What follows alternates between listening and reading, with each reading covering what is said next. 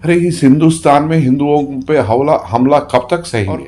फिर ढाक डालते, मार देंगे, वो कर देंगे, ये कर देंगे। अरे सब मार जाने का है, सब चुटपुट कहानियां मत करो।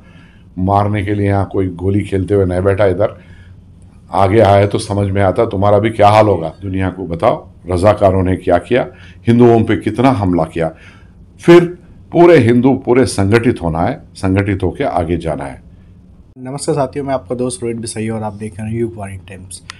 पिक्चर रजाकार काफ़ी चर्चाओं में और हमारे साथ मौजूद है फिल्म के निर्माता, आइए उनसे बात करते हैं। बहुत बहुत स्वागत है सर। गुड इवनिंग सर, क्या बताना चाहोगे पिक्चर की जो कहानी है वो अभी तक फिल्मी पर्दे पर जो आई नहीं, तो उसकी क्या कारण बताएंगे? आने वाली है बहुत जल्दी, बिकॉज हमने दूसरे लैंग्वेजेस में साउथ इंडिया में रिलीज़ किए हैं। अभी हिंदी और मराठी को बहुत जल्दी रिलीज़ करने वाले हैं। इसके रिलीज़ के लिए लेट देर हुआ, सब बहुत सारे दिक्कतें हैं। कोई कोर्ट को गया, कोई पिटिशन करा सीबीएफसी के पास, कोई और कुछ दूसरा तकलीफ़ दिया, इसके वजह से। बट बहुत जल्दी आने वाला है। कोई शक्ति इस देश में रोक नहीं सकती, दुनिया का कोई शक्ति रोक नहीं सकती, क्योंकि मैं सच्चाई को इस देश के वासियों के सामने मैं लेके आ रहा हूँ। जो हुआ है, भारत को स्वातंत्र्य आया है, आज़ादी आया है 15 अगस्त 1947।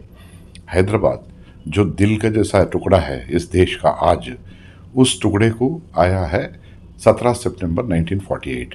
तो क्या हुआ वो 1 साल 1 महीना 2 दिन में क्या हुआ, क्यों देर हुआ, पूरी चीज़ इसमें, इस पिक्चर में, इस रजाकार सिनेमा में निक्षिप्त है। इतिहास को चित्र के रूप में मैंने लेके आया। आज तक कोई सिनेमा को लेके आने का या प्रोड्यूस करने का या करने का, आगे लाने का प्रजा के सामने कोई ताकत नहीं लगाया, या किसी के पास उतना वो निर्णय नहीं था। लेकिन मैं तो ले लेके आगे बढ़ा, in spite of all the odds against me. तो किन चुनौतियों का सामना करा आपको इस कहानी को पर्दे पर लाने के लिए? सब तरीके के गवर्नमेंट, प्रीवियस गवर्नमेंट का तकलीफ था, कम्युनिस्ट वालों का था, फिर वो कोई दूसरे फ्रीडम फाइटर्स के बच्चों का, पोतियों का, पोतों का, पूरे सब तकलीफ़ें उठाया। अभी भी मैं उस तकलीफ़ों को मैं उठाते आगे बढ़ रहा हूँ। मैं इस देश का एक नागरिक होने के नाते, मैं उस तेलंगाना का बेटा होने के नाते, इस भारत माता का पुत्र होने के नाते मेरा पूरा हक है। थोड़े लोग ये समझते हैं कि मैं कोई मज़हब के अगेंस्ट है बात करते हैं। अरे सिनेमा बगैर देख के क्यों बात करते हो? आप सिनेमा देखो पूरा, कोई भी आदमी के अगेंस्ट नहीं है, कोई भी दूसरों के अगेंस्ट नहीं है, एक्सेप्ट रजाकार मीर कासिम रिजवी एंड मीर उस्मान अली पाशा। इन रजाकार, कासिम रिजवी, मीर उस्मान अली पाशा, इनके अगेंस्ट में ही है। मैं पक्का बोलता हूँ दावे के साथ कि ये सिनेमा उनके अगेंस्ट में ही है और कोई मज़हब के अगेंस्ट नहीं है। हर मज़हब वाला देखने का सिनेमा है, क्योंकि ऐसा इतिहास को कोई पुस्तक में नहीं है या कोई डोमेन में नहीं है पूरा इतना ब्यूटीफुली, क्योंकि हम रिसर्च करके 120 किताबों से निकाले सो ये स्टोरी है और ये रियलिटी है। अगर सीबीएफसी के पास आपको परमिशन मिलना, सर्टिफिकेशन मिलना बोले तो ऐसे वैसे कहानी, फिक्शनल स्टोरी लगाए तो लोग नहीं देते। जो रियलिटी है, जो बता सकते, प्रूव कर सकते, उस चीज़ को ही वो लोग सीबीएफसी का सर्टिफिकेशन देते। नहीं तो आप बोलना पड़ता कि ये कहानी है, मैं इमेजिन करा, बट नॉट हार्मिंग एनीबडी और not harming any kind of sentiments of any community. तो क्यों ला रहा हूँ क्यों ला रहा हूँ? मैं इसलिए ला रहा हूँ कि मीर उस्मान अली पाशा जैसा एक राजा जो आखिरी दिनों में राक्षस बना, राजा जाके राक्षस बना, उनका ही खुद के प्रजा के अगेंस्ट क्यों बना? क्योंकि बहुत भूखा था राज्य संभालने का।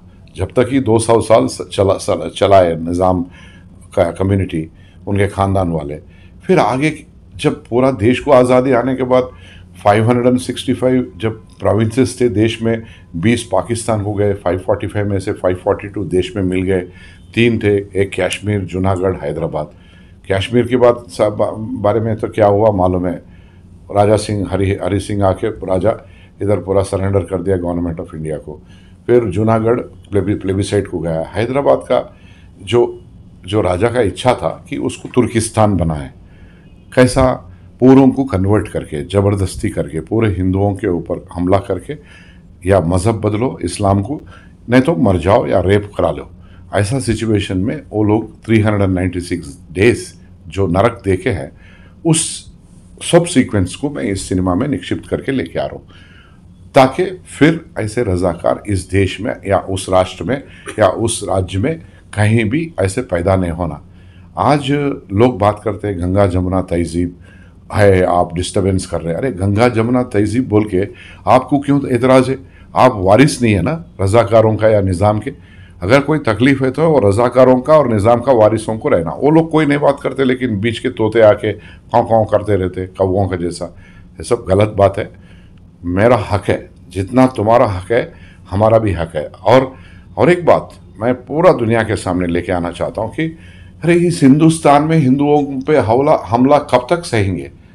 अरे किसी के ऊपर कुछ होगा तो ओ बोल के ऐसा पुकारते। ये देश को हिंदुस्तान बोलते, ये इंडिया बोलते, भारत सरकार बोलते, इंडियन गवर्नमेंट बोलते, भारत सरकार बोलते। इस देश में इस जगह पे है सो मेजॉरिटी लोगों को आज शासन करने का शक्ति कौन दिया तुम्हारे को? और फिर ढाक डालते, मार देंगे, वो कर देंगे, ये कर देंगे। अरे सब मार दाने का सब चुटपुट कहानियां मत करो। मारने के लिए यहाँ कोई गोली खेलते हुए नहीं बैठा। इधर आगे आए तो समझ में आता तुम्हारा भी क्या हाल होगा।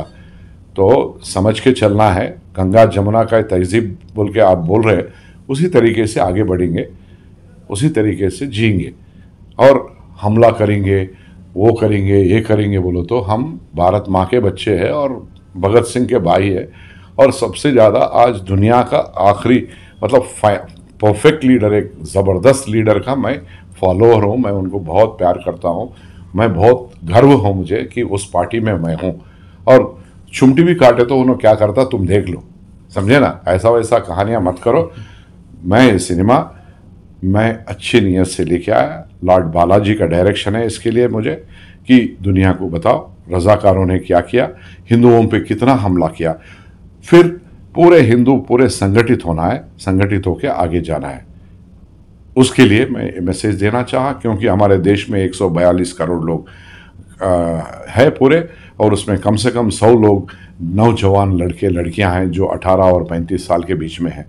इनको मालूम होना चाहिए ये जो इतिहास है जो हैदराबाद के बारे में, वो 396 डेज क्या हुआ, क्या उस बीच में क्या हुआ, कब उसको हैदराबाद को आज़ादी आया बोलो तो बहुत कम लोगों को मालूम है।